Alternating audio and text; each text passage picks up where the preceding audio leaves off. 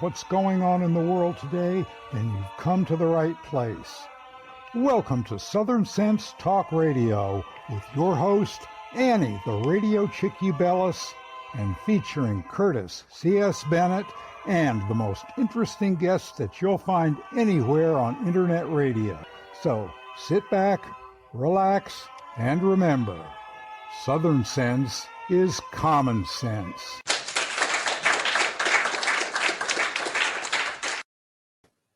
And welcome back to another adventure here on Southern Sense. You're watching live.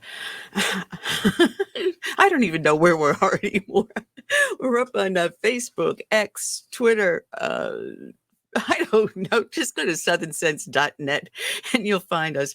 I'm your hostess with the least, most is the Radio Chick-A-Dee, along with my co-host. He's going, oh God, here goes. She messes up another entry. Curtis C.S. Bennett. Did we lose your sound, Curtis? We lost your sound again. Oh, wait a minute. We didn't unmute you. It does help if we unmute you. You got to unmute yourself? It's on your side, Curtis. You're muted.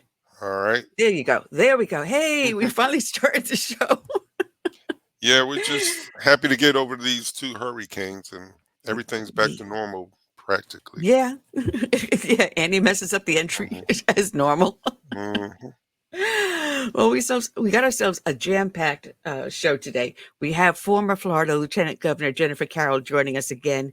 She'll be on the first part of the show. And we have someone new, R.D. Turner, or Roland Turner. He's a disabled veteran, but he's also a rising Nashville star. And he's got some great songs out that are pro-Trump songs, but we're not going to tell you too much about him. Matter of fact, a friend of mine stopped by the house yesterday and she's showing me all her bumper stickers or stuff all over her car. I mean, she's got her car papered. And one of her stickers, I'm looking at it and go, that's the name of the song of the guy coming on the show tomorrow. So there's a sticker out for it already. Yeah, so he's well known already. Well, I think it just happens to be a coincidence, but hey, it's a good plug for him. And I want to end the show with my friend, Gregory Wrightstone with the CO2 Coalition. He's now the executive director over there. We'll find out about this climate change hoax. So we got a lot to do and a lot to talk about. And oh my gosh. And I think that the story that's going all over the mainstream media is Kamala Harris and her interviews, if you want to call them what they were. Salad shows. Oh, geez. There's a lot to talk about there. That we can get into with Sandra Carroll. Some other things that are coming up. This is interesting. This just came across just today. Let me get the article over here. There are 20 states suing the Biden administration. And we've been talking to a lot of people about their voter rolls and illegal aliens on them, and people that are not supposed to be on there. Well, 20 states are now suing the Biden administration with a lawsuit over their forcing them to not clean the voter rolls. They're saying that you can't touch it within so many days of an election. And it plans to expand. This is the Biden administration is planning to expand their parole program, which would allow an additional 120,000 immigrants from 4 countries to apply for admission to the United States, entered into our country every month. Every month. And in 10 months, that's 1.2 million that they're going to allow parole into the United States. These are illegal aliens. And once they come here, they are registering to vote. Democrat. There was an article someone had posted from, I believe it was Michigan, that they lined up at this one county voter office. They didn't speak English. They couldn't even tell you what their address was because they just got their documents. They literally did not know what their own address was. And they're registering to vote. And the Biden administration is doing anything and everything to get them onto the voter rolls. So the 20 states, let's see, Texas has filed the initial one, and the American First Legal Group.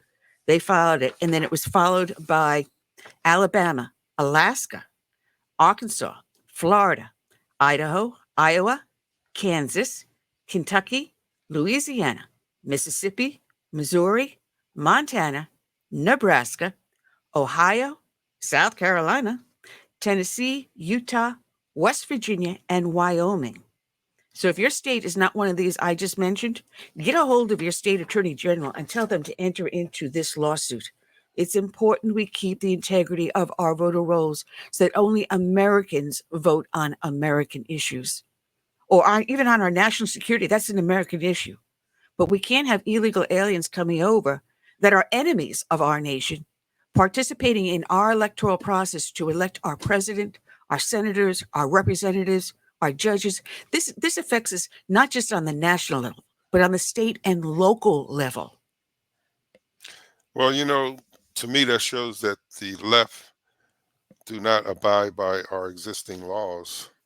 They always try to usurp our laws for their benefit. And I don't think it's going to work this time. It did a couple of years ago, but I think it's a different climate now, political climate.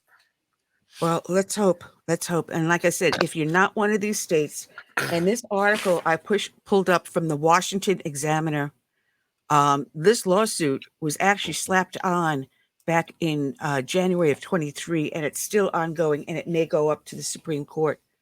So this has been an ongoing fight.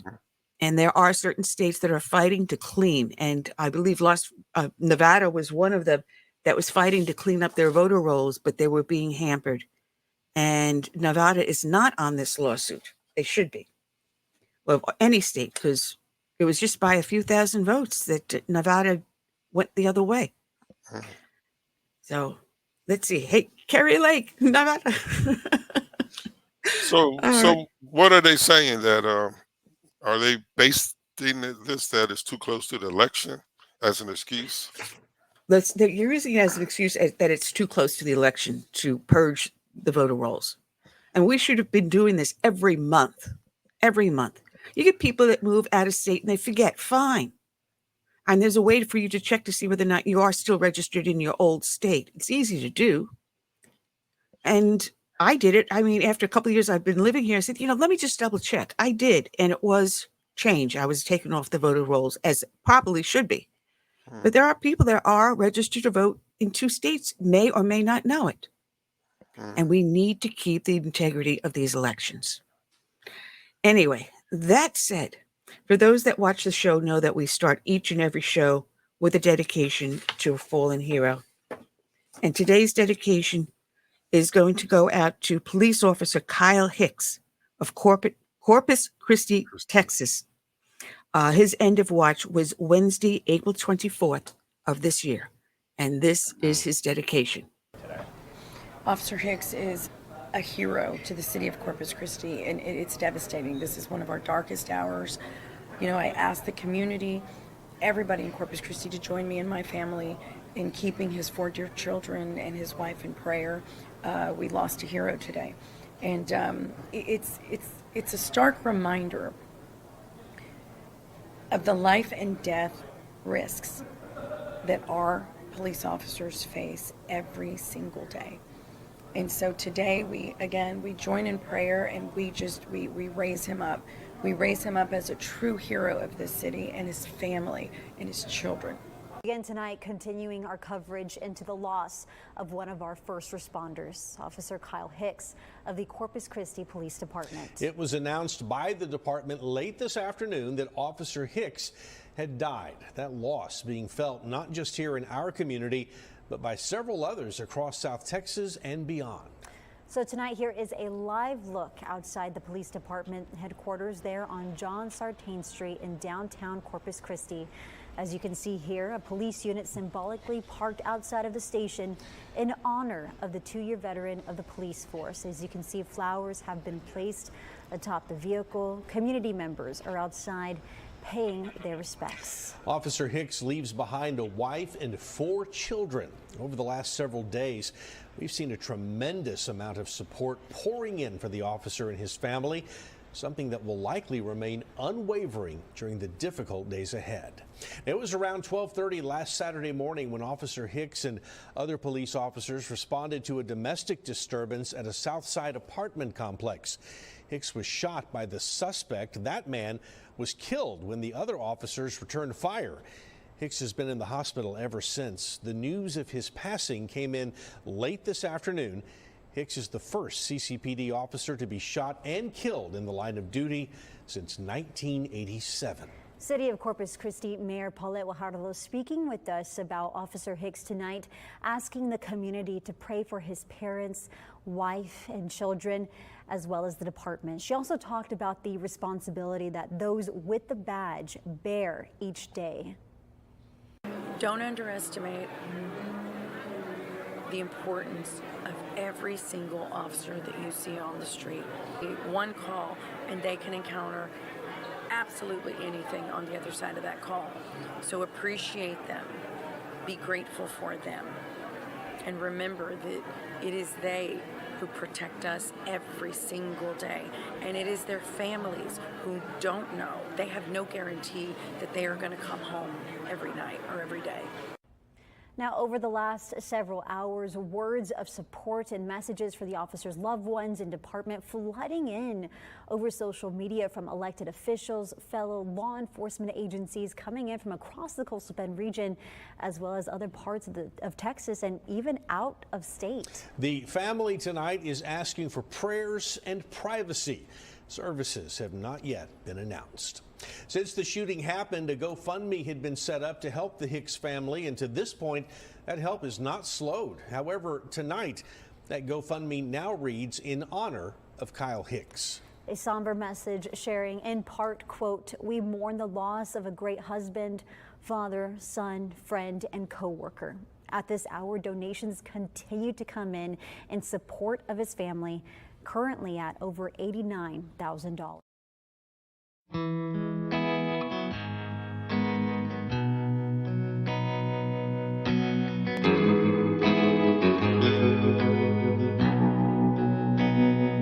Let it be said, when we finish this race, we kept them free, we led with grace. Let it be seen, from sea to shining sea, beautiful America, living our legacy. Oh, father, mother, sister, brother, oh, we gotta learn to love each other. Oh, for the soul of the nation, for all the next generation. Let us be known as people of honor, humble and bold, faithful through fire. Let us hold firm to our convictions with wide open hearts, eager to listen. Oh, father, mother, sister,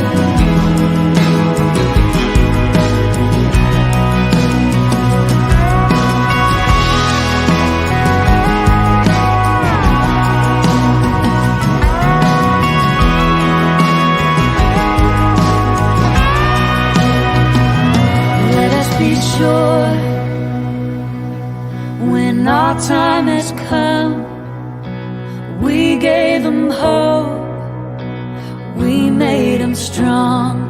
Let it be said, when we finish this race, we kept them free, yeah. We led with grace. Oh, father, mother, sister, brother. Oh, we gotta learn to love each other. Oh, for the soul of the nation. For all the next generation. Let it be said.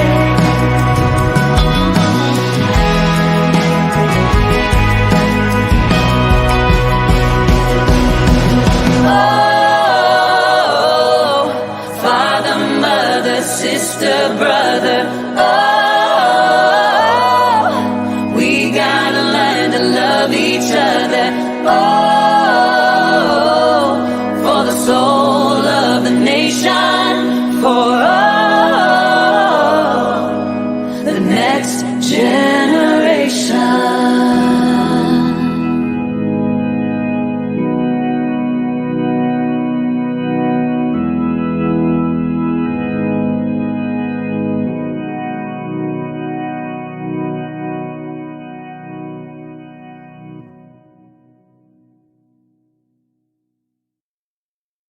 All right, and we are back. We managed to make it through. You're here listening Yeah. to Southern Sense live on Facebook, X, Twitter, Twitch, I don't know, on our homepage, southernsense.net. We're in half a dozen different places, as well as up on Substack, iHeartRadio, iTunes, and all over the place. So just tune in, just go to southernsense.net and watch us there and catch what the latest is.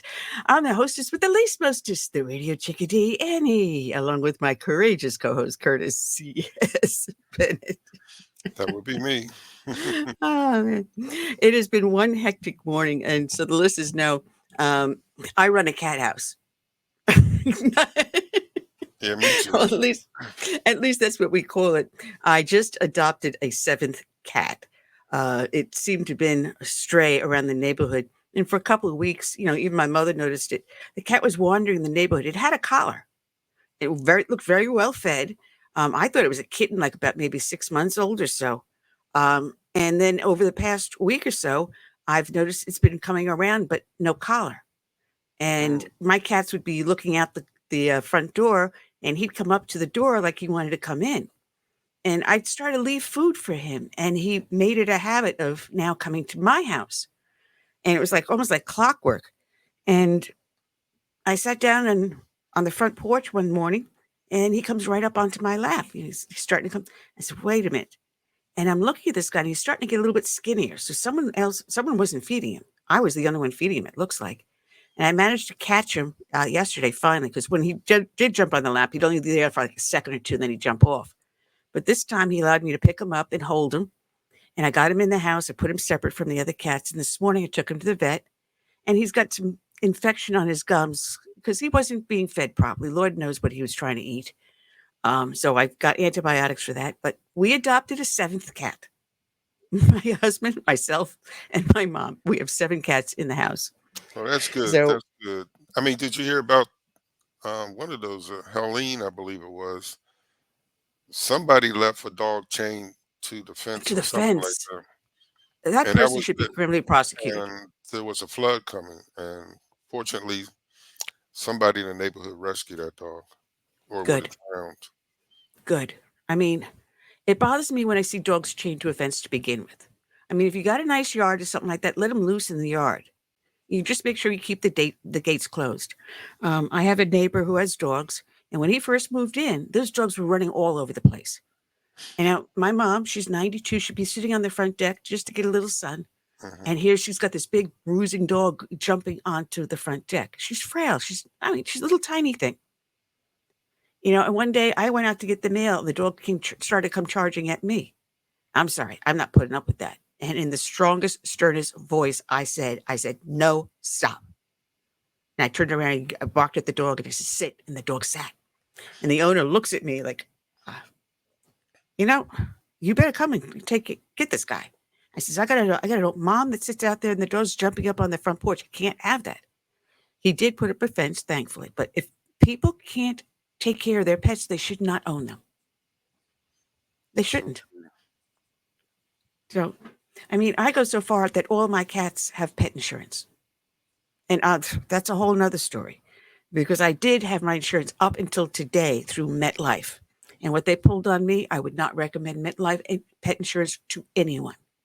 To anyone. Even though I have my life insurance through them, and I have a pension, it's not a big one, from American Express, it's processed through MetLife. I'm no longer buying any other MetLife products. So that's it. They're off the board. I would not even tell someone to go buy MetLife insurance anymore. Forget it. You can take Snoopy and put it where the sun don't shine. Even though I like Snoopy, no harm, no. I'm going to be told I hate dogs. No, Yeah. I just no longer like MetLife. Snoopy saying, "Don't blame me." No, I went with the ASPCA. They're more expensive, but they got more coverage, and they're all covered, all 7 of them. Yes, I bought insurance for 7 cats. I'm crazy. Anyway, let's get back to the news of the day. Now I'm looking to see. Oh, here's a very interesting article. It looks like this DEI, the Diversity, Equity, Inclusion programs that we've been attacking as conservatives since their birth are now failing. This is from this one guy visited the University of Michigan. And I'm trying to see where this article came from. I thought it was from the New York Times. I'm pretty sure this was Nicholas Confessori. And I did not print out who this came from. But this looks like the New York Times, honestly. So what did it say? Well, basically, he went and visited the University of Michigan and found out that instead of getting more minority students registered, it had the exact opposite effect, especially when dealing with the Black population. A drastic drop. And then they saw an increase in complaints of people because they didn't feel like they were being talked to in the proper tone of voice or whatever. All of a sudden, this is what the Democrats do and the liberals, progressives do on the left. They find ways to divide us rather than finding ways to unite us. We used to describe ourselves here in the United States as a melting pot. It didn't matter where you came from. We all here now are Americans, for what an American stands for. And what is that? We have learned to be colorblind. We're human beings. I mean, we have our preferences. You know, I happen to prefer slender men. Well, it doesn't explain my late husband, my current husband. You know, people have preferences. They like blue eyes or blonde hair or whatever. Some like them heavy, some like them slim. That's a personal preference. That is not hatred. That is not bigotry. And people tend to, you know, what is the word I'm trying to think of? Gravitate. They turn to gravitate to people of like interests. It doesn't mean we're being bigots. We're human beings. We have personal likes and dislikes. That's not bigotry. But yet we unite ourselves as Americans because we all have equal voice. We try to treat each and every one of us equally. Does it always succeed? No, but we're human. We make mistakes and we learn from those mistakes. If we didn't learn from those mistakes, we would never have had our Declaration of Independence. We never would have had our Constitution. We would have never had the Civil War that brought freedom to millions of people. We would have never have had our civil rights legislation that tried to make an equal playing field for everyone. And that's what we look to do, make an equal playing field. But with this DEI, you're all given participation trophies. But we're also in a meritocracy.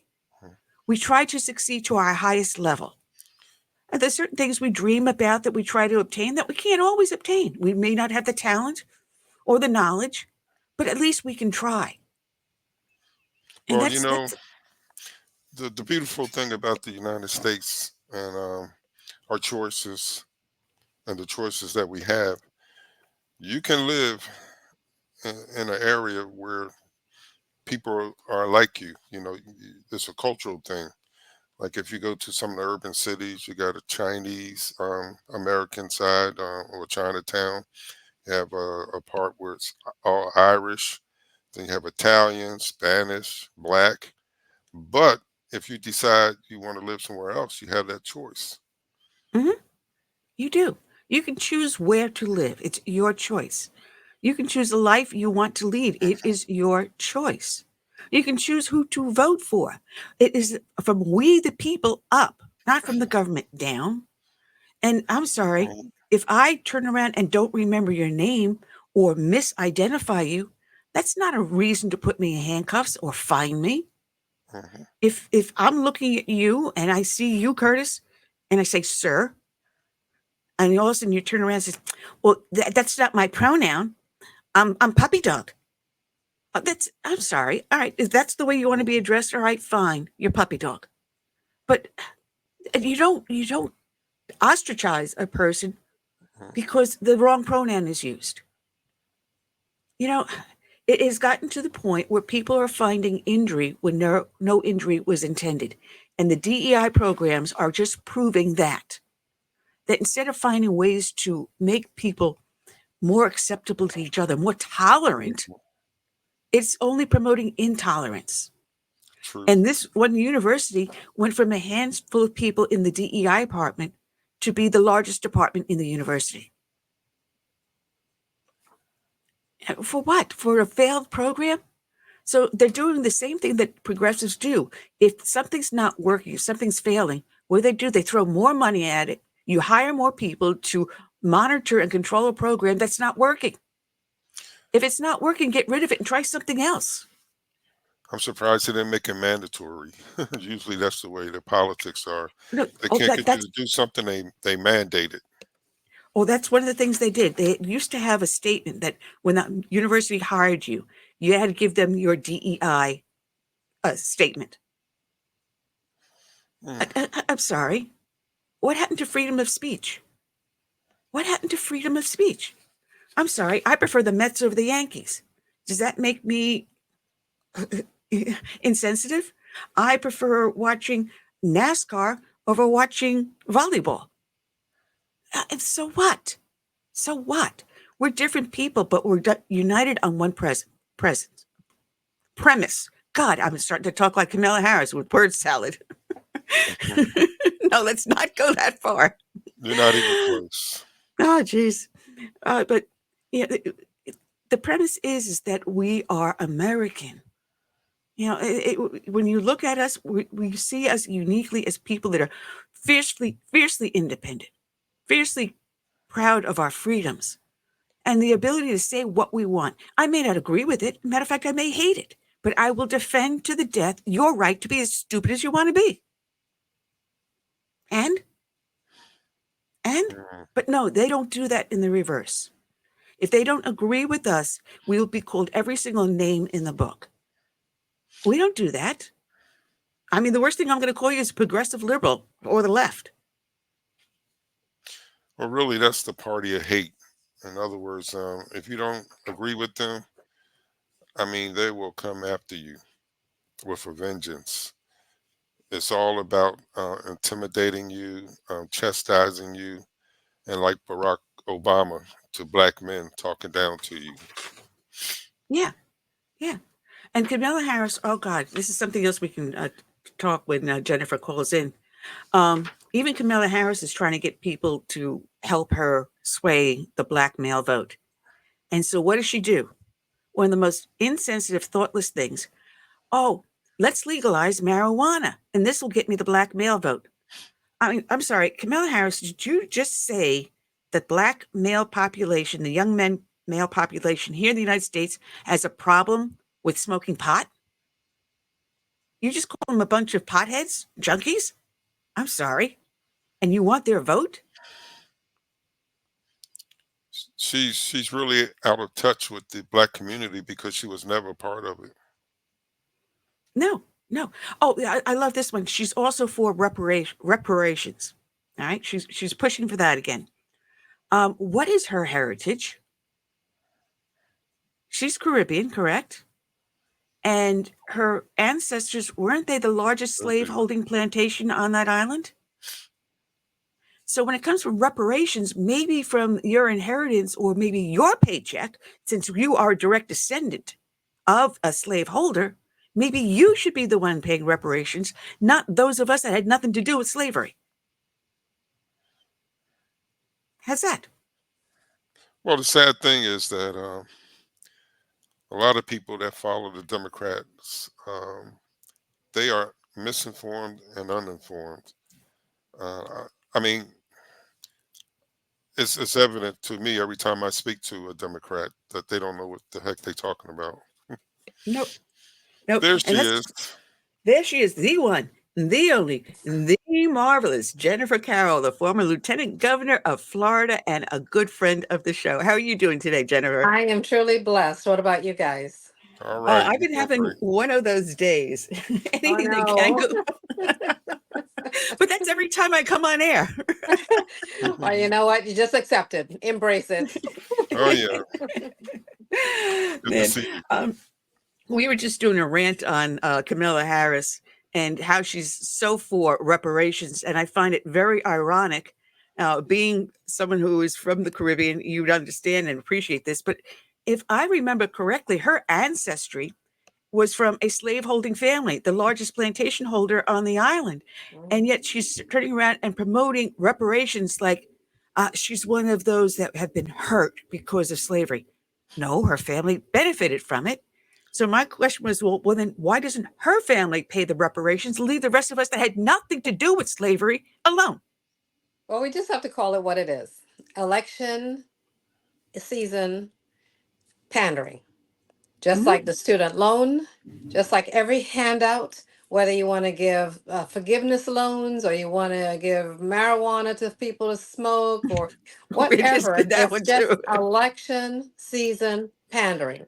And voters must reject this sort of pandering because if it was important to Kamala Harris as vice president and as senator for these particular issues, why didn't she bring it up in this period of time when she had the power to do something about it? Now she's running for president. You want to give away taxpayers' money for an idea or a feeling or an emotion to fear people and or to have the emotional vote hat on when they go to the polls. But I think this time around, voters are smarter than the Democrats are giving them credit for because they've seen this sort of pandering and campaigning and promising throughout the years with no deliverance. The only deliverance they've seen in recent time, and they can compare Kamala Harris's record as vice president to President Trump's record as president. People have tangible results that they actually saw on their kitchen table. They saw in their wallets. They saw as economic empowerment. They saw their communities with safety and security. So they have actual tangible items that they can compare what they achieved on the Trump and what they did not achieve on the Kamala Harris. You know, I've been following a lot of stuff going on with this. And last night, Harris Faulkner on Fox News had two gentlemen on. And they were African Americans, and both of them happened to have been Democrats. And I'm looking at them, and they're openly admitting that they're going to vote for Trump because of those very economic kitchen table issues. They're voting with their wallets.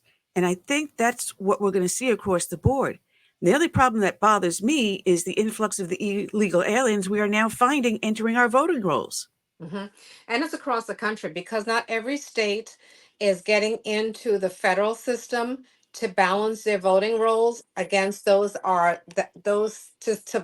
make sure that those people that have actually registered to vote are in fact citizens. And the other thing too that are you there? I just lost Yeah, you. you just Yeah. there you go.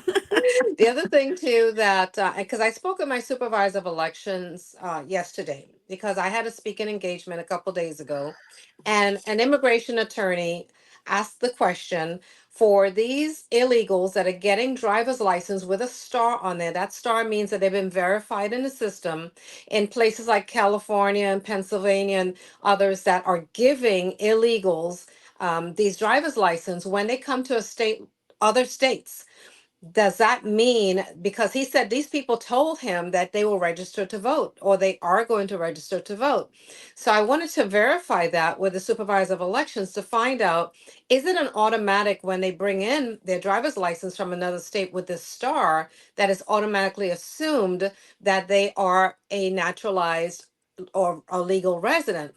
And he said, in the state of Florida, we have some precautions that they have to go through. It's not automatic, but other states are not verifying that and accepting the driver's license as that they have been verified to be a legal citizen in the state, in the country, in that particular state, to vote. That terrifies me because how many people have received these driver's license and how many states are not bouncing their roles with the federal government to ensure that these individuals are in fact citizens. There's a lot because, as a matter of fact, my supervisor told me this federal system that they can verify citizenship is only 5 states uses it. That's 5 out of 50. Now that's alarming. All 50 ought to be using it because the integrity of the voting should be an honored and sacred thing that all Americans that have come through this country legally, have acquired a naturalization like I did and my family did legally, paid all the fees and went through the process and waited all the years in line. Now you have these line breakers that are coming through, getting assistance from our tax dollars, getting more than our poor people and our poor veterans and our homeless people are getting, than from hotel rooms to education to healthcare to assistance to go to a grocery store, the gambit. And that's why they're saying Social Security, the pot of Social Security money is going to be non-existent in about 20, 30 years. But what they're doing is playing a shell game in Washington, D.C. to give and buy votes. Now, the other day, Bill Clinton said something very prophetic. He said, we need these illegals because we're not producing enough children in this country to provide a workforce. Now, you cannot have it both ways. You can't push for abortion and say that we have to have that as a norm as far as a form of birth control, and then turn around and say we're not producing enough children to either pay into Social Security and or to have a workforce. So which one Bingo. do you want? Do you want to have this country be made up of a whole bunch of people that is not coming in to embrace assimilation or coming in to truly be a part of the functionality of building a strong nation of America? Most of these people that are coming in have an ulterior motive, another agenda. And you can't fault those that are coming through that want to have a better way of life. But there's a process. When they say that the immigration system is broken, no one on the Republican or Democrat side ever says what's broken about it. What is broken in the immigration process? Is it that we need to have more processing centers to have people come through? That we need to have a greater amount of immigrants coming through and as fast a streamline of them coming through it? Or is it broken in such that you want the whole wall to come down and have everybody walk through? So when people say that our immigration system is broken, the question needs to be asked, what is broken about it? And if you know it's broken and you know what's broken, then let's fix that to make it a better immigration system. But we cannot reward people for the first act is breaking a federal law and coming into the country illegally. Yeah, you said everything I have been screaming. I mean, you want the workforce to come in, and yet you don't let us produce our own workforce. So you want us to value the life of someone who breaks the law. We have no guarantee that they have our best interest in mind. And yet here we want to give life to our nation from fellow Americans. And you say, no, it's woman's choice. But who's speaking up for the preborn child? An innocent person who has done nothing wrong at all is not given that choice.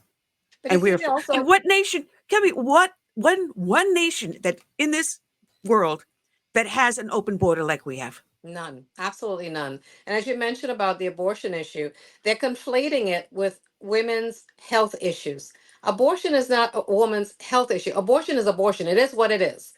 Women's health issue are the various things in OBGYN, etc., that deals with a woman.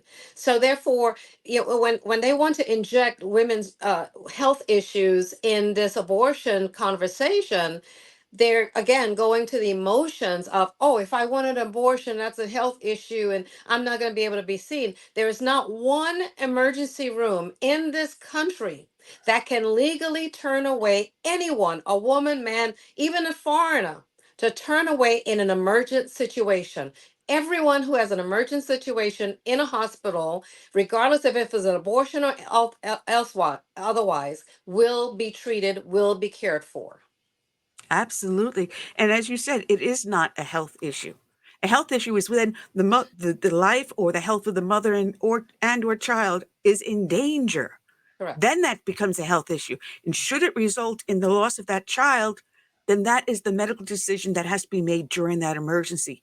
But if you just become pregnant, I'm sorry, Curtis, not you. In general, you. But if you or I were to become pregnant and it was our decision to terminate that, what was the decision based upon? You didn't feel like raising a child, then you shouldn't have had the relationship. Financially, that maybe you should have been working towards having a better living before you became pregnant. It is a decision you made, but once that decision is made and you have that child, it no longer is your decision, I personally feel, to give up that life voluntarily just because you don't feel like being pregnant. Well, here's the other egregious thing about it is that in some states, you can take abortion up to the delivery of that child. And that in that point, in my view, now you are murdering an innocent Exactly. That's being. that is absolute murder. That It is first is. degree murder. And you And have That people is that don't believe that that exists, but it does exist in some states. Yeah, I know, because we passed it in New York where we finally had it where it would be a criminal charge if the child was harmed or killed in the commission of a crime. We just lost Jennifer again. What happened? We lost her again. She's got to have a problem with her camera. connection. Jennifer, if you can hear us, your camera just went black. But I guess. anyway, they always talk about our side being evil, and the thing is, what they do, like abortion, is evil, and for them to always go after Trump and make him sound like he's the next Hitler, to come to the United States. Do they forget that the man was president for 4 years already?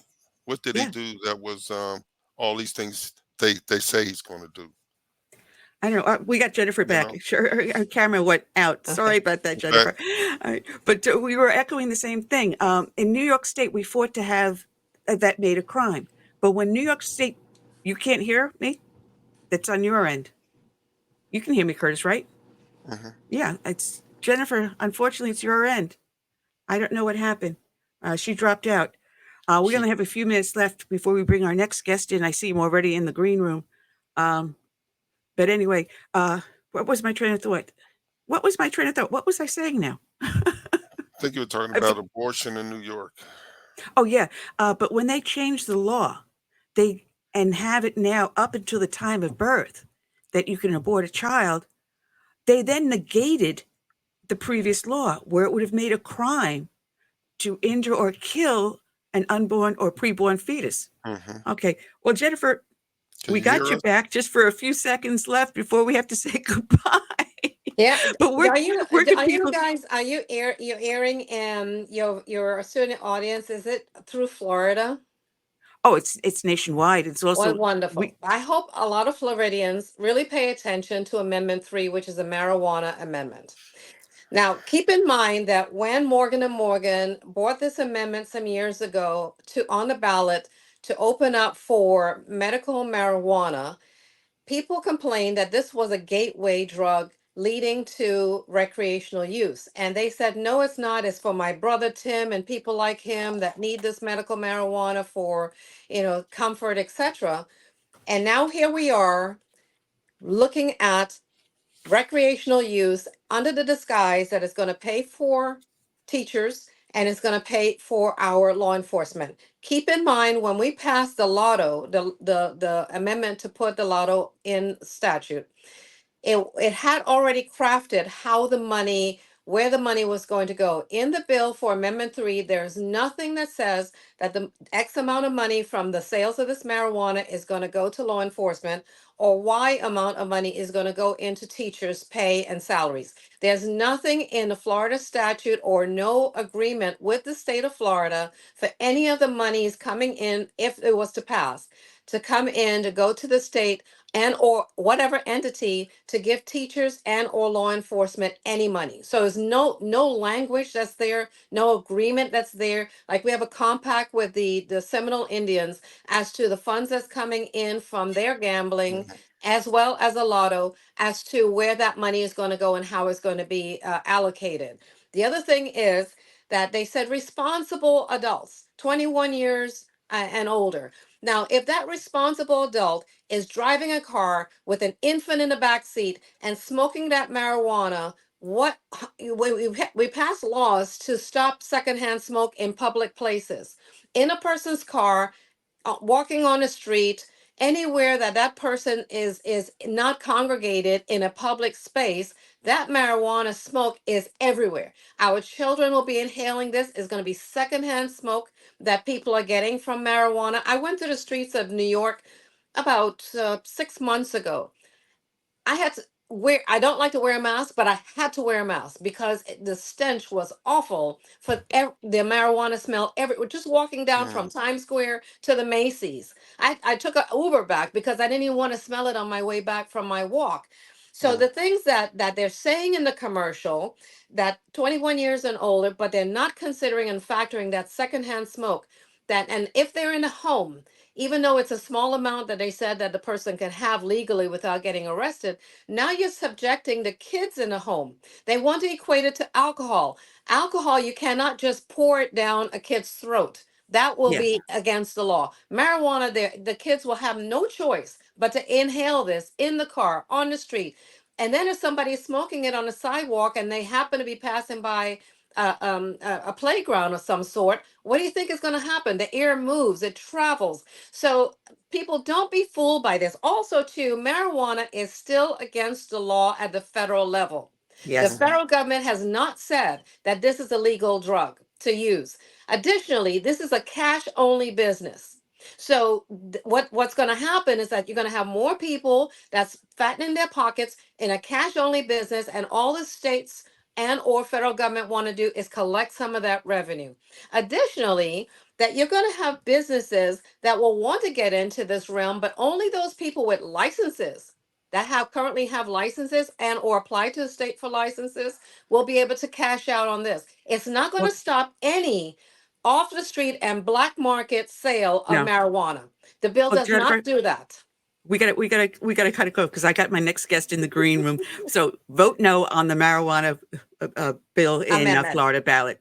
Thank you so very Absolutely. much, and Thank you. we have to have you back very soon. God bless. Bye-bye. God bless. Take care. Jennifer Carroll, you can find her at jennifercarroll.com. That is her website. So bring on our next victim who's been waiting so patiently, and he's got his face hidden behind the microphone. Oh, So there we it can't is. even see what the heck he even looks like.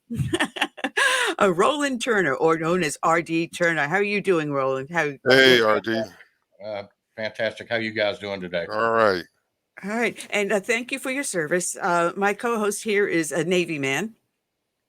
Go Navy. And I came out of Right. NYPD. So the street she was talking about in New York, I'm very familiar with. What branch were you in? I was in the Army. Okay. Oh, We we'll love the forgive you. Army. Yeah, 8 years. Yeah, 8 years in the Army. You served in Afghanistan? I've served a little bit everywhere. I was a Soviet military liaison officer. Oh, wow. So you speak Russian? I speak a little bit of everything. My Russian stuff. Well, maybe we can get you a job with Trump's administration as a Russian advisor. How's that sound? I'm certainly looking forward to the next 2 weeks so we can start turning this country around for sure. I hope so. I hope so. From your lips to God's ears. I do pray that. What got you into becoming a recording artist? Well, in 2008, I founded Global Music Group, which is part of Universal Records. And ever since I got out of the military, I've been involved in entertainment in one way or the other. I'm a multi instrumentalist, and I've toured with literally 100 different bands. Oh, wow. And I've wrote and produced over 300. I've produced 300 albums, and I've written, I can't tell you how many songs. And so I decided to do a solo album this year. And in the process of that, wrote a couple of songs that I think are pretty good for President Trump and J.D. Vance. Oh, wow. Absolutely wonderful. What are some of the instruments you play? I play drums, guitar, bass, keyboards, just about everything. I don't play steel guitar or fiddle, but I play most everything else. Fiddle. I'm sorry. I call it a violin. It's a violin, but in Nashville, it's a fiddle. It's a fiddle. Well, see, the way I play it, it's a violin. I'd never be able to play the fiddle. I never could get the hang of that part of it. I was more classical. But Curtis is also musically inclined, too. Okay. What do you play, Curtis? I play trumpet. Okay. Nice. Yep. So every now and then he'll play the taps. Yeah. So we all do our part.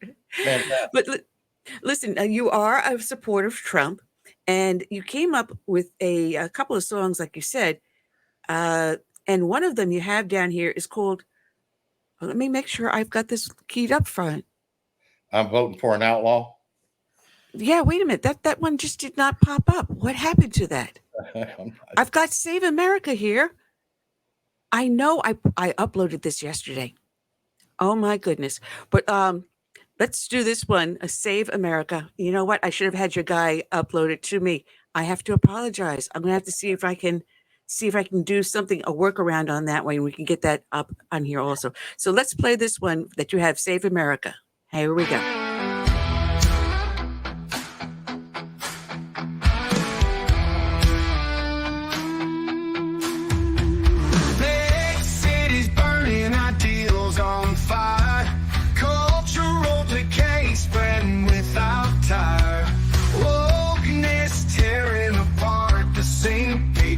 Nightmare, liberty's dream.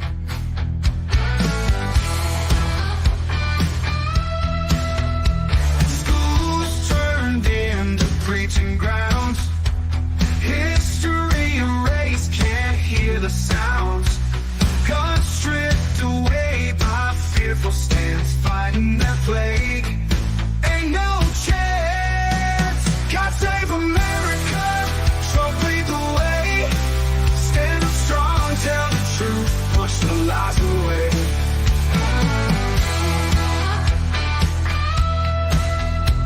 Flags tattered from deceitful wind. Censorship closes in. Voices silenced one by one, we fall down. Fight for freedom, don't let it drown. Rise of warriors, hearts full of pride. With faith and justice by our side. Liberals thinking they can control. Stand for truth, take back the soul. God save America, Trump lead the way. Stand up strong, tell the truth, push the lies away. God save America, Trump lead the way. Stand up strong, tell the truth. Push the lies away, ain't no chance. No chance. God save America, Trump lead the way. Stand up strong, tell the truth. Push the lies away, push the lies away. Push the lies away.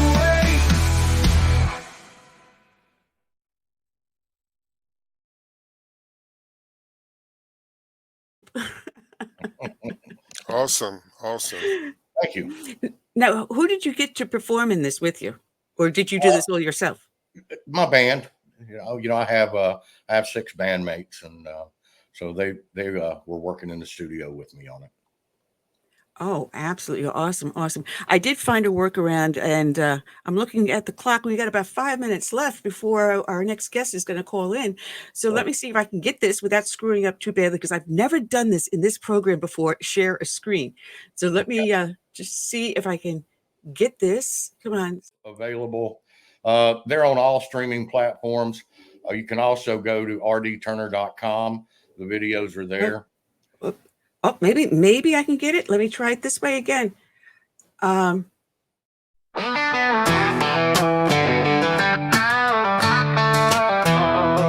We've had enough, not gonna take it anymore. Sick of the lies, it's time to even the score. Standing tall, ready to fight for the truth and justice will light up the night. I'm voting for an outlaw, a hillbilly too, America first, yeah, you know it's true. We're taking back our freedom, kicking down the door for the land of the brave. We'll stand forevermore.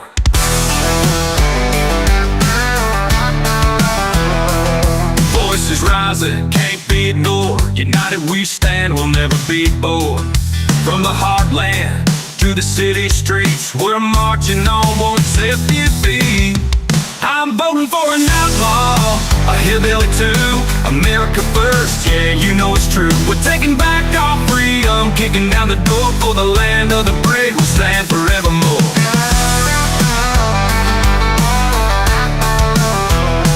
Voices rising, can't be ignored. United we stand, we'll never be bored. From the heartland to the city streets, we're marching on, won't accept defeat.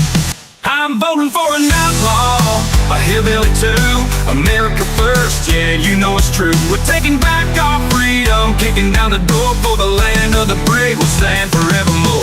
Together we rise, together we stand for the love of our country. We'll take command, no more division, no more lies. With hope in our hearts, we'll reach for the sky. I'm voting for an outlaw, a hillbilly too, America first, yeah, you know it's true. We're taking back our freedom, kicking down the door for the land of the brave. We'll stand forevermore.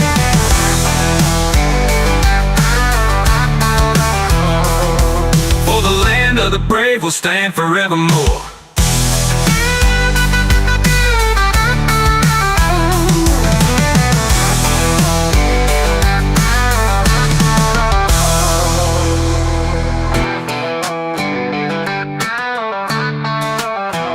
Together we rise, together we stand. For the love of our country, we'll take command. No more division, no more lies. With hope in our hearts, we'll reach for the sky.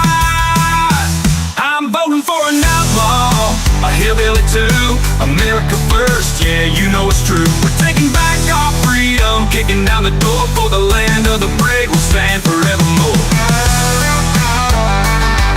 For the land of the brave, we'll stand forevermore.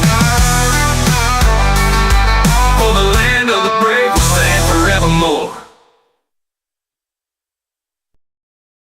Okay. Don't get me on that broad show, because you screwed everything up. You know what? Live is what it is. It happens all the time. Oh man, I am so sorry about that. But I can't be always perfect, honestly. I try. Sure. And it's a new format for us too. Yeah, we've only been doing this for just a couple of months on this new format. I love it because it gives us a lot more interaction with our guests and everything. Right. Before it was just Curtis and I and the picture in the middle. Right. But it's good to have this new format. And I mean, the internet capabilities are just expanding so fantastically. Like I said, I can just easily cut it in. And where can people find you? rdturner.com. But my music's available on all platforms, Apple Music, iTunes, Spotify. It's everywhere. And it's on all video formats, Vivo and Tidal, a little bit. It's everywhere. So we've been real fortunate. The album's been doing well. And after the election, we will have a few more shows. We're doing some hurricane relief stuff in Nashville, Knoxville, Gatlinburg, a few places in Missouri.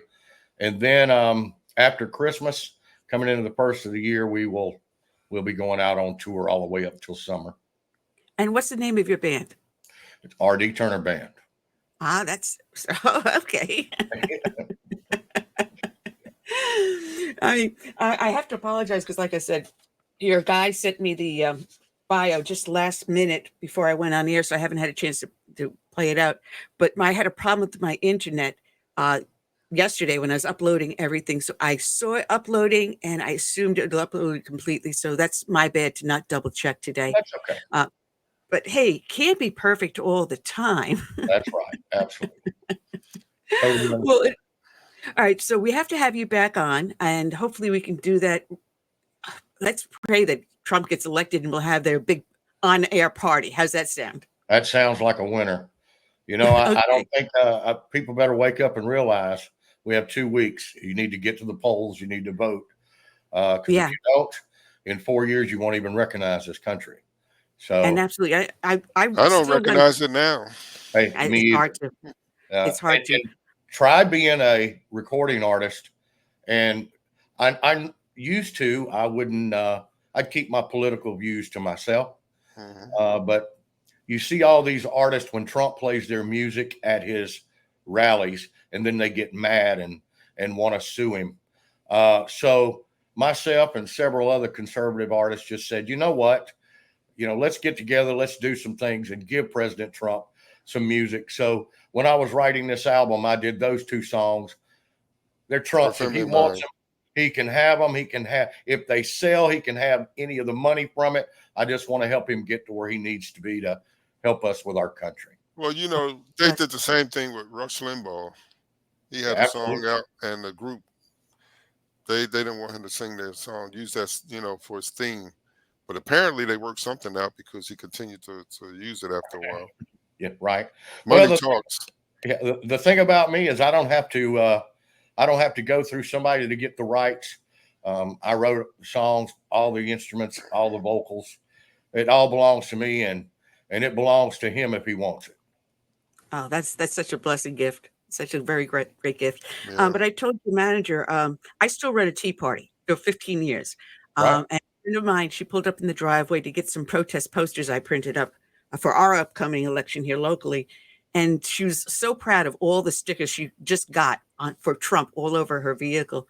And as she's pointing them out, one of the stickers says, "I'm voting for the felon." Right. I said, I got a guy who just wrote that song, and he's on the show tomorrow. But she says, "I'm voting for the Outlaw and the Hillbilly too." And I just loved it. And it's one of those songs that you kind of like snap your fingers to and you want to dance and sing it too. So it's got a great beat, and you knew exactly how to capture people with it, which is what I love. I like to hear it one day. Yeah, thank you. It's when I'll go to your website.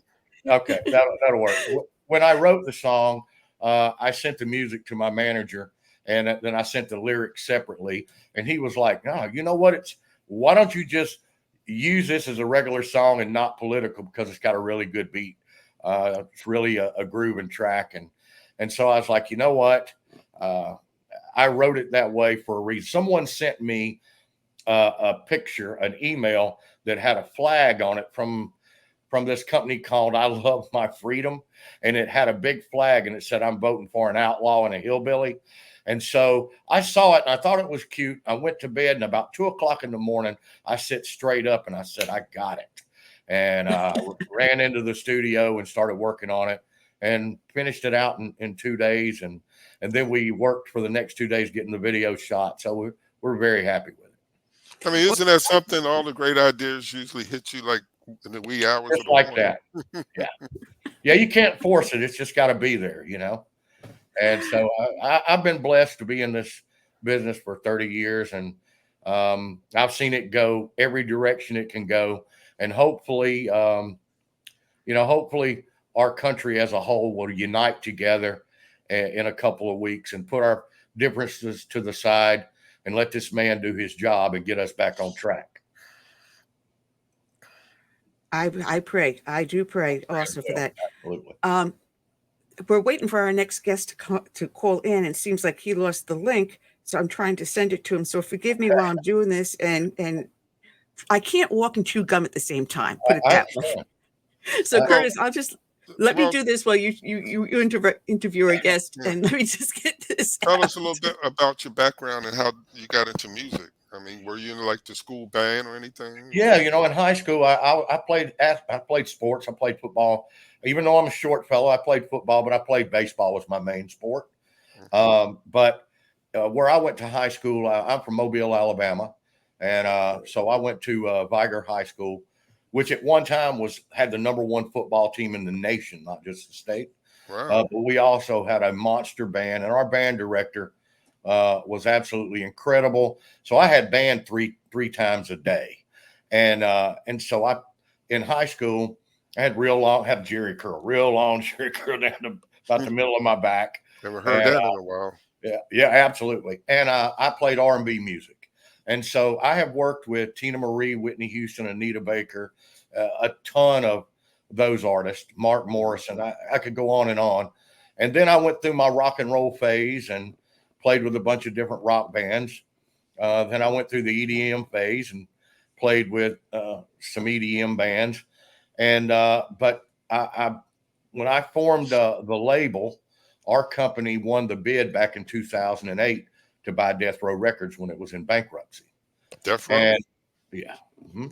And so I sent you my manager sent you the bio, so they've got it. And long story short, Wide Awake Entertainment ended up buying the catalog out of Canada, but our label wound up being distributed by Universal Records.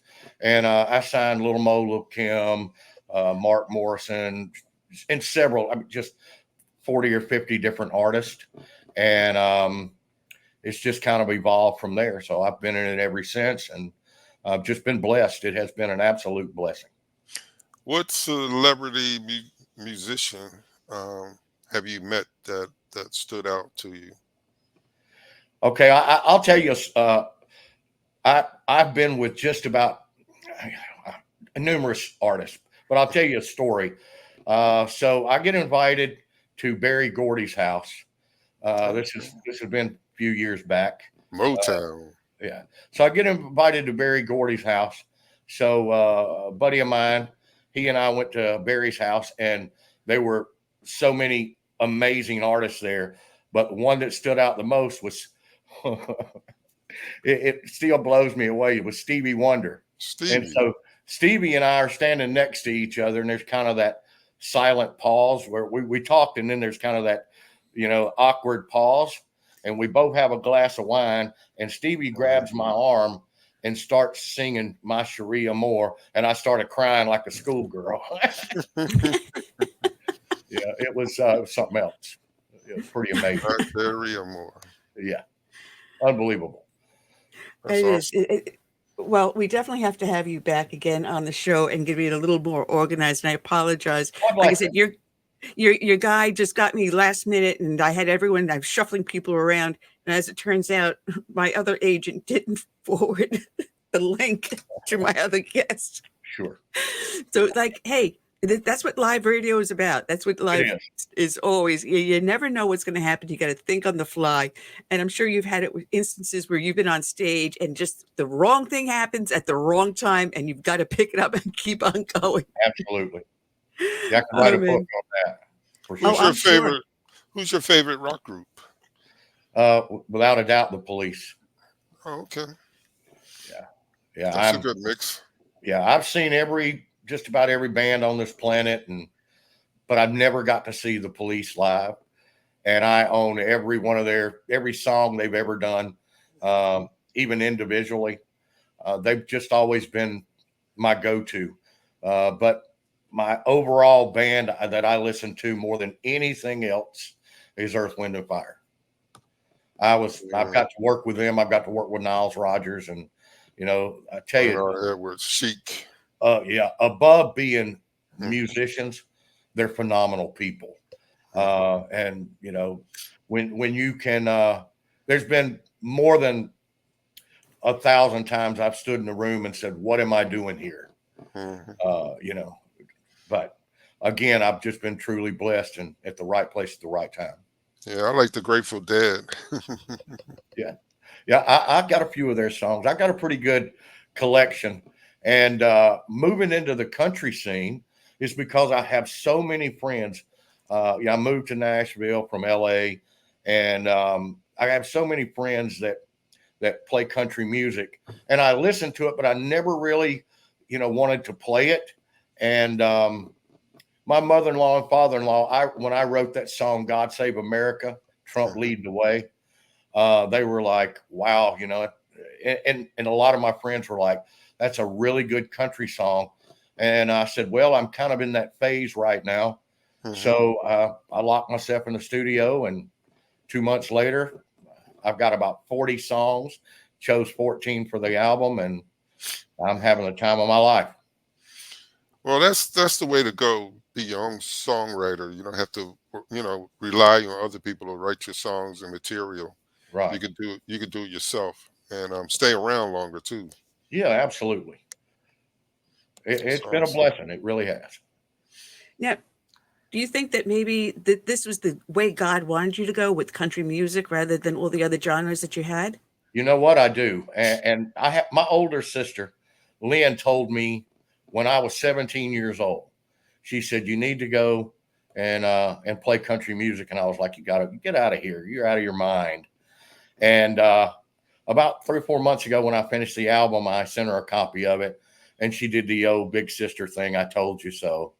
And she was right. I feel there's been many times working with various artists around the country and overseas, I felt out of place, but I felt out of place, but music pretty much comes second nature. So I was able to complete the task at hand. But now I finally feel like I'm in my skin. I'm in the zone and in the area I'm supposed to be in. Yeah, well, Ray Charles and Charlie Parker, they were into country. Absolutely. They loved it. Yep. Wow. Of course, Charlie Pride. Yeah, I know Charlie. I matter of fact, I had some drinks with Charlie. Wow. Yeah, I had some drinks with him in Branson, Missouri. If you're familiar with Branson, it's cut out of the Ozark Mountains. I know where the Ozarks are. Yeah, it's cut out of the mountains. It's 150 theaters with shows every day, 7 days a week. It looks like Vegas, but no gambling. And so I met him there because I owned a restaurant there and a nightclub. And I met him there, and super good guy. Fantastic. Is he still alive? He is. Good. Unless he passed away in the last 2 or 3 years. Well, I hadn't seen him in a couple of years, but unless he passed away since then, I think we're losing a lot of them. We are. It's we lost Mickey Gilley this past like a year and a half, 2 years ago, and Mickey was a big influence on me in Branson. He was a phenomenal person. Yeah, and we lost Toby Keith, but we still see him in the commercials. We do. Well, and that means that that was about a year ago. Yeah. Wow. He had stomach cancer, and and he beat it for a long time. But it what, I look at it this way. I believe God has a purpose in your life, and I believe when you're born, He knows when it's your time to come home, and until it's your time, you're not going anywhere. And so, that's the philosophy I look at. Is it's just like young men and women that are going off and defending our country, and thank God for them, and hope God blesses them and keeps them safe. But if it's not your time, you're not going anywhere. You ever thought of doing any USO shows? I'd love to do USO shows. I've done some in the past with other bands through the years, but I haven't thought of that. And I certainly am happy that you said that, because I will get that to my manager. I'd love to do a whole USO thing. I think they're always looking for great talent. Well, I think it would be fantastic. And you being a vet, performing for the troops would have all the more meaning to it. Yeah, absolutely. Yeah. I know what it's like to be somewhere you don't want to be, or somewhere all alone. And when they do give you that little bit of entertainment or something, it means a lot. It does. Yeah. Absolutely. You gotta give the troops also a little eye candy too, Oh yeah. Well, Bob Hope knew what that was all about. I guarantee he did. He always had eye candy with him. Yes, he did. Always. Marilyn Monroe. Oh, geez. Oh, yeah. Anne Margaret and oh, God. Anne Margaret. You're talking about, all the stuff that I grew up with. A little bit older than you guys. He would bring the best of the best of the best. But now you got females out there now. You got to bring some eye candy for them. Absolutely. I guarantee you. Well, are you going to be looking to do booking yourself a nationwide tour or something to get your band more widely known, or what? Yeah, it'll be my agency's in Nashville, and I don't know if they'll put me on with another artist. I don't know how it'll work out, but it just works out. Every year it's been working out, and I play internationally. We'll do the majority of our shows will be in the United States, and we always do a few in Canada, and then we do Europe, like Switzerland and Germany, areas like that in London. And so, hopefully this will gain some traction with the new album, and we'll keep moving. If we don't, we'll be fine. We'll still keep moving. Well, like I said, we definitely have to get you back with all the glitches worked out, and I'll make sure everything is uploaded properly so it plays, because I had it keyed in a specific order because I wanted to end with that, and that would have been so much great. And unfortunately, my second guest did not show up, so it gave you extra airtime, so it gives you even more exposure. So, And I really appreciate it. I do. And I'm hoping that one day I can turn around and say, I knew him when. Well, and when I could only see half his face. This thing, it's not adjusting the way I want it to. I have to muscle down on it to get it to move. And so, next time we'll have that set up a little better as well. Yeah, that's not a red tongue sticking out. That is his microphone. That's my microphone. Yeah, don't get too big that you can't come back on the show now. Oh, no. You know what? I've enjoyed myself today, and I'll love to come back at any time, and anything I can ever do for you guys, you let me know. Yeah, I deeply appreciate that. Hey, give me a show opening. Yeah. Sing a song on your using your acoustic guitar. Okay. You know what? The next time I come on, I'll have my guitar player here with me, and he and I'll play, and we'll sing, and I think you guys will enjoy it. Oh, absolutely. We definitely have to have you on back soon. Roland, it has been a pleasure, and I'm sorry about all the screw-ups, but you lucked out in a way. You got a little extra airtime. Absolutely, and I really appreciate it, guys. Thank you so much. If you don't mind me telling them one more time, if they go to rdturner.com, you can see all the videos. This album will also be the first album in history with 14 songs on it. We'll have 14 music videos. We've got 4 already finished in the can and out in public. We've got another 6 that's done that hadn't been released yet. We'll have them all finished up before the end of next month. Fantastic. Great. Look forward to seeing it. All right. Bless you. And God bless and good luck. Thank you so much. You're welcome. All right. rdturner.com. Check it out up on YouTube also. Awesome. All right. I'm sorry about the screw up here, folks, but it can't be perfect all the time. We got about 10 minutes left, and it looks like we lost Gregory Wrightstone for some reason. There was a mix up on not getting the link to him properly. So I apologize for that, folks. One thing I wanted to talk about, if anyone saw the interviews that Kamala Harris did recently, especially the one on Fox News, Brett Baer, I was amazed at her. I'm trying to think of a proper word without saying something too insulting. Filibustering. The filibuster she had with Brett, that would be a good word for it. I was going to say her mode of behavior was she didn't answer any question truthfully. Mm-hmm. She skipped around them all. She kept on saying, when I'm in office. She has had almost 4 years now in office, almost a solid 4 years in office, and she hasn't done anything. She's the border czar, and she went to 200 miles away from the border. And that was her visit to the border. She went there recently, and it was more of a photo op than actually looking at what the problems were on the border. She was there for 1 hour and left. She was in charge of this some portion of the space program, the emergency, whatever it was for it. And yet we've got 2 astronauts stranded on the space station. And she's the one that was supposed to be in charge of the emergency procedures. Why are they still up there? Why didn't she do anything actively to help bring them back home? She has had all this time, and she talks about all the things she's going to do when she had all this time to do them. I'm going to tell you what amazes me is that Kamala she talks as though she's new to the game when, like you said, she was in charge of it, or pretty much, had an influence, or should have been an influence to Biden on these policies and things.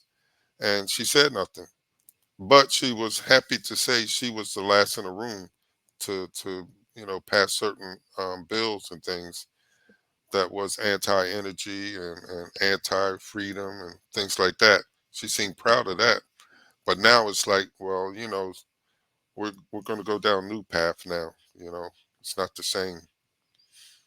Yeah, now, and no one voted for her as the nominee. No one voted for her.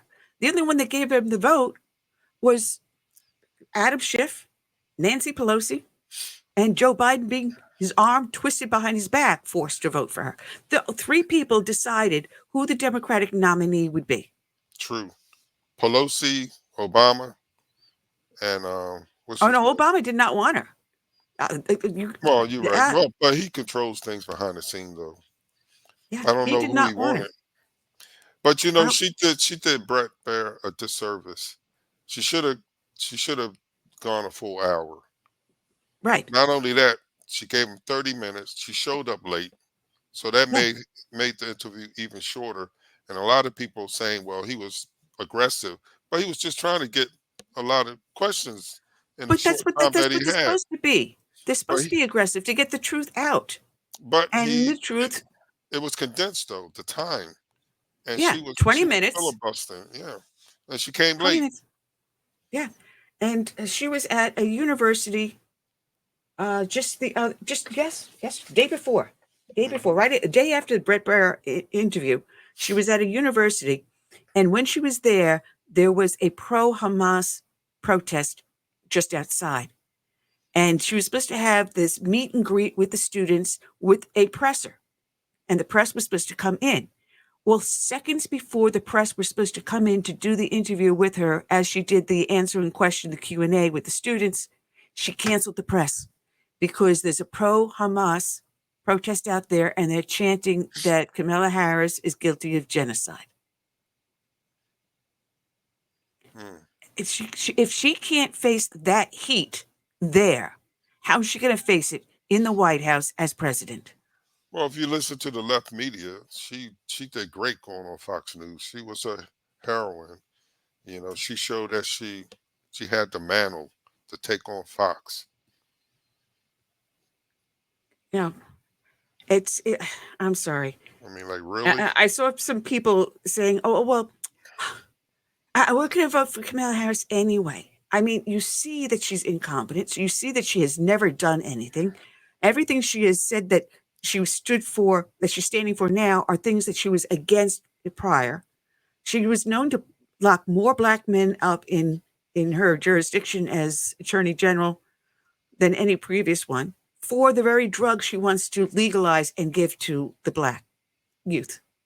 I'm sorry. You're either for legalization of marijuana or you're against it. You can't be on both sides of the fence. And you can't tell me that... I'm sorry. It really gets my blood boiling. And one of the things I wanted to point out is Donald Trump was asked to name 3 things about Kamala Harris that he admires. And he did. He was very kind. I was very surprised to hear what was coming out of his mouth. He said she seems to have an ability to survive. Where is it? Goes. I don't know if that's really a positive, but coming from Trump. All right. Gracious. He said exactly this. He said, she seems to have an ability to survive because, she was out of the race and all of a sudden she's running for president. That's a great ability that some people have and some people don't have. She seems to have some pretty long-time friendships. I don't call that ability. I call that a good thing. She seems to have a nice way about her. I like the way she behaves in a certain way. He was being very generous about what he had to say. But then when asked about her feelings for Donald Trump, the vitriol that came out of her was stunning. And for someone who's only met him for a few moments on the stage before going into the debate, And that's all he met her, just a few moments. And he had nice things to say about her. He saw her campaigning. But then she comes out, every single issue they were asked about her that she failed to perform on as vice president, she turned around as something bad about Trump. Well, she's playing to, her crowd. And that's what they want from her. They want to hear bad things. They don't want to hear good things about Trump from her. Well, folks, we have run out of time, and I apologize for all the mix-ups and screw-ups today, but I got to admit that's my fault. That's my fault. Next week, we have our friend Mark Tapscott for the Epic Times coming back, and Leighton Gray will also be joining us. He'll be coming back on also. So we got great guests lined up for next week. I'll make sure there's no glitches, and we should get through free and easy. Thank you for bearing with us, guys. So with that, I'm going to say good night and God bless.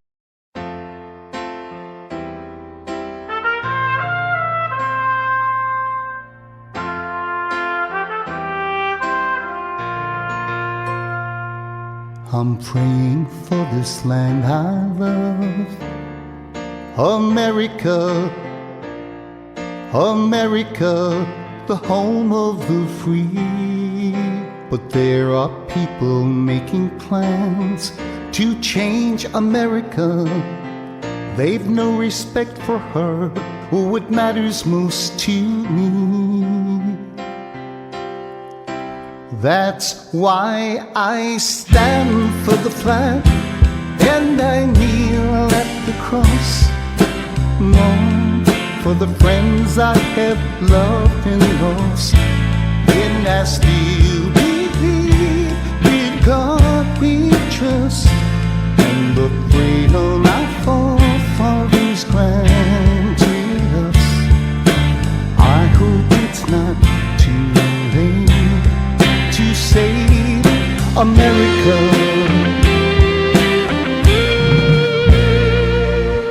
Do you hear our battle cry across America? We've got to rescue her. You know it's up to me and you to see the truth behind their lies. Don't change America. God bless America and the red, white, and blue. That's why I stand for the flag and I kneel at the cross. Long for the friends I have loved and lost. And I still believe in God we trust, and the freedom our forefathers granted us.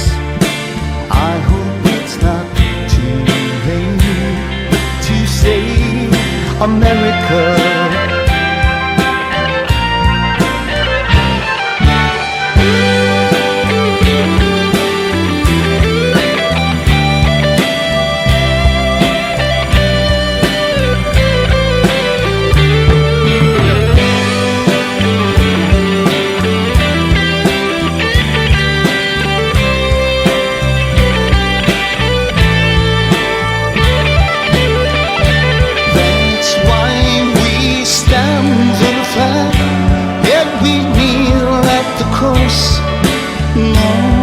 For the friends we have loved and lost, and we still believe in God we trust, in the freedom our forefathers granted us. We know it's not too late to save America. Save America. Let's save America. Together we can save America.